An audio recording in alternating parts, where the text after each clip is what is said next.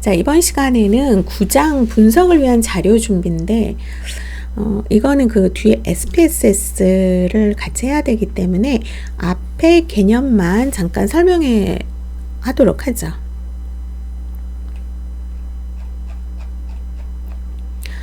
수집된 자료에서 유용한 정보를 추출하기 위해서는 연구가서를 검증할 수 있는 형태로 자료를 편집해서 축소하거나 변경해야 돼요. 간호학에서 주로 사용하는 자료는 변수나 대상자의 수가 많은 경우가 대부분이기 때문에 계산기를 이용해서 손으로 자료 분석을 하는 것보다는 컴퓨터를 이용해서 자료를 분석하는 경우가 많죠. 자료 분석은 자료의 측정 수준, 연구 설계에 따라서 분석 방법도 달라지기 때문에 관찰된 자료의 수준 이상으로는 자료 분석을 할 수가 없기 때문에 측정 수준을 고려해야 합니다. 수집된 자료의 편집은 자료를 정비해서 사용할 수 있도록 준비하는 과정으로 자료의 탈락을 최소화하기 위한 첫 단계가 될 수가 있습니다. 그래서 자료의 어떤 수집된 자료에서 편집을 완료하기 위해서, 정비하기 위해서 준비하는 과정으로 보면은 자료가 완전한지, 누락된 자료가 없는지, 기록된 글을 읽을 수 있는지, 누락된 부분이 있다면 전후 맥락을 고려해서 채울 수 있는 부분인지를 들 수가 있고, 양적 변수의 값인 경우 같은 단위로 응답되지 않았다면 같은 단위로 변환시켜야 합니다. 자, 그래서 자료를 먼저 편집할 때는 코딩을 해야 되는데, 코딩이라고 하는 것은 수집된 응답 자료를 데이터 에디터에 입력하기 위해서 숫자로 표현을 하는 거예요. 첫 번째 아이디를 부여를 하고, 또 개방형 질문 같은 경우에는 업무 부담을 해야 된다. 그러면 간호사의 어떤 힘든 이유를 물어본다. 업무 부담은 1, 역할 갈등 2, 인력 부족 3, 열악한 근무 환경은 4. 이렇게 범주를 미리 정할 수가 있죠. 그 다음에 부여하는 값의 크기인데, 응답이 긍정의 경우 많은 정도보다 긍정일수록 높은 값을 부여하면 분석 결과의 해석이 용이하고, 역척도 혹은 역문항이 있는 경우 일단 그대로 코딩하고 코딩 변경을 이용해서 값을 변환시켜 주면 됩니다. 그 다음에 복수응답인 경우에는 이용 경험이 있으면 1, 없으면 0으로 코딩을 하는 거죠. 그리고 자료의 기호화예요. 원자료를 컴퓨터로 읽을 수 있는 기호로 바꾸는 과정을 코딩 또는 기호화, 부호화라고 하죠.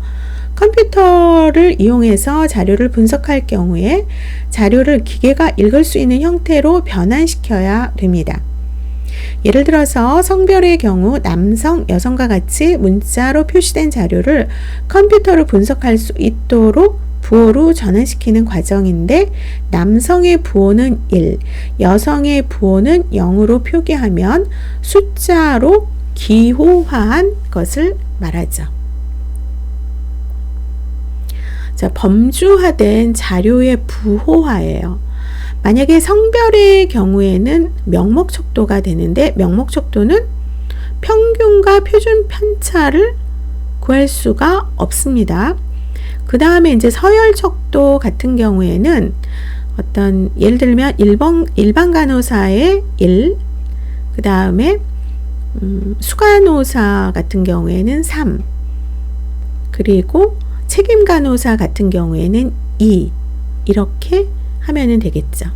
비율 척도와 등간 척도 같은 경우에는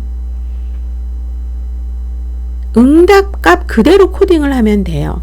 그래서 코딩 후 연구 설계 목적이나 자료 분석 과정에서 연속 변수를 범주로 분류할 수가 있어요. 예를 들어서 연령의 범위가 20에서 65세 사이에 속할 때 30세 미만인 그룹과 또 30에서 50세 미만 그룹, 50세 이상인 그룹으로 나누어서 연속 변수를 서열 측정 수준으로 자료를 변경해서 자료 분석에 이용할 수가 있다는 것이죠.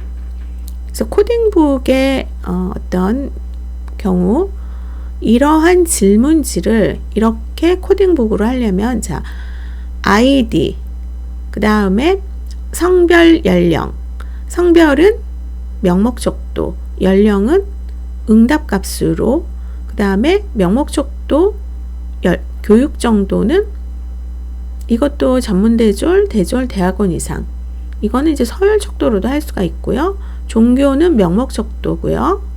직위는 서열척도죠. 자, 이런 식으로 해서 변수명을 쓰고 약칭하고 코드값을 해주면 됩니다. 이게 코딩북이에요. 그 다음에 결측 자료를 부호하는 건데 자료의 실제 측정값 0과 빈칸과는 구별되어야 한다라는 거. 결측 자료는 기입하는 것을 잊어버리거나 회답 불능인 경우, 회답을 거부한 경우 등의 이유가 있지만 자료 부호화 과정에서는 그 이유가 어떤 것인지 정확히 판단하는 것이 불가능해요. 따라서 연구자가 답을 예측해서 기입하는 것은 명백한 경우를 제외하고는 응답을 예측해서 기입하는 것은 피해야 하죠. 그래서 보통 무응답인 경우 99나 9 등으로 부호하는데 통계적인 방법을 이용한 분석을 실시할 때에는 이제 제외를 하고, 예를 들어서 응답 대안이 1에서 5이면 9, 응답 대안이 10에서 15이면 99를 부여를 합니다.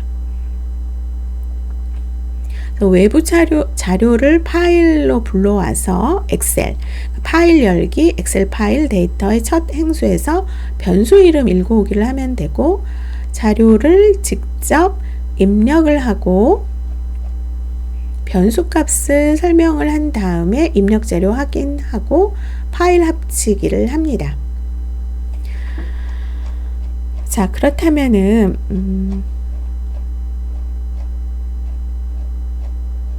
자료의 이제 점검인데, 입력 자료의 자료를 잘못 코딩하거나 입력 시 잘못 입력하는 경우에 오류가 발생할 수가 있죠.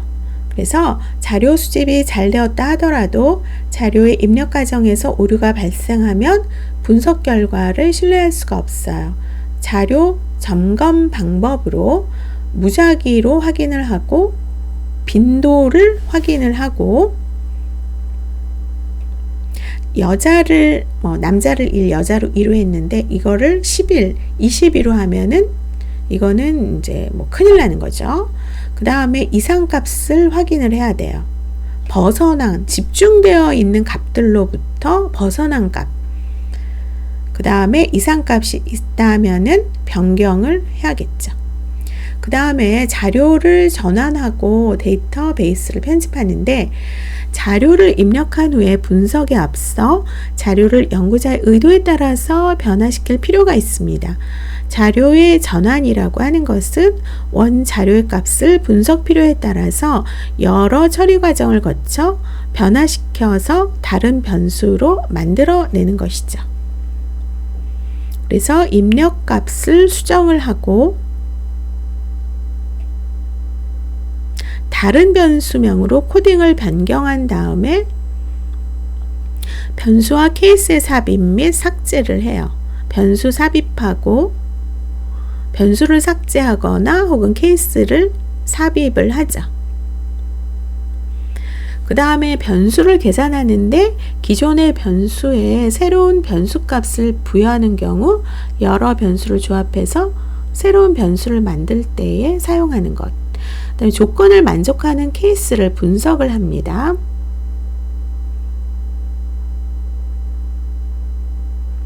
더미 처리가 있는데 독립변수가 연속변수가 아니고 명목적도로 측정된 자료일 때 가변수, 이거를 더미 베리어블이라고 해요.